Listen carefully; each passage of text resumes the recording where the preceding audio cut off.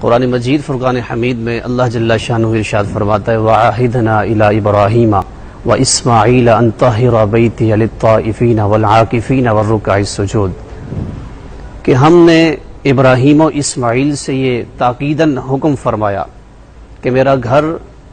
اعتکاف والوں کے لیے، طواف کرنے والوں کے لیے،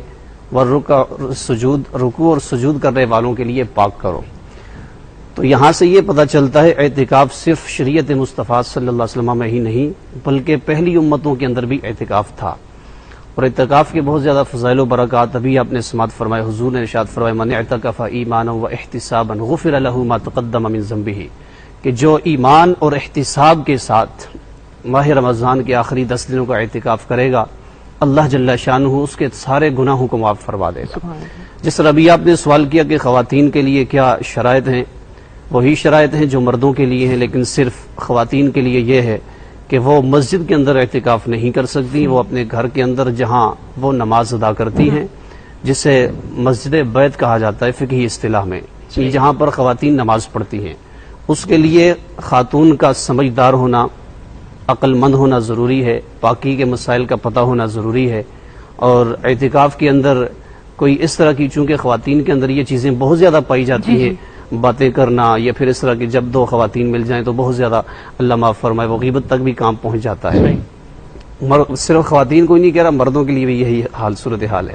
تو یہاں پر خواتین اس جگہ پر بیٹھیں جہاں پر وہ نماز پڑھتی ہیں، اسی جگہ پر، اور جس طرح ابھی انہوں نے سوال کیا کہ کون سی مسجد کے اندر اعتکاف کیا جائے، روئے زمین پر سب سے افضل ترین اللہ نے جس کو پہلا گھر کہا ان اول بیت وضع للناس للذی ببکۃ مبارکہ، جو روئے زمین پر سب سے پہلا جو گھر لوگوں کے لیے وضع کیا گیا وہ ہے جو مکۃ المکرمہ کے اندر ہے، فیہ آیات بینات مقام ابراہیم ومن دخلہ کان آمنا، فرمایا کہ اس کے اندر مقام ابراہیم بھی ہے اور اس کے اندر جو بھی داخل ہو گیا وہ امن میں آ گیا۔ روئے زمین پر سب سے بہترین جگہ مسجد حرام ہے کعبۃ اللہ، وہاں پر اعتکاف کیا جائے، اور اکثر دوست احباب گئے ہیں، اللہ تعالیٰ ان کے اعتکاف کو قبول فرمائے۔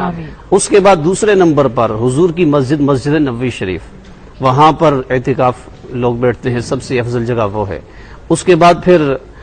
جمعہ کی مسجد جہاں پر جمعہ بھی ہوتا ہے، نمازیں بھی ہوتی ہیں باجماعت، ایسی مسجد کے اندر بھی اعتکاف آپ کر سکتے ہیں۔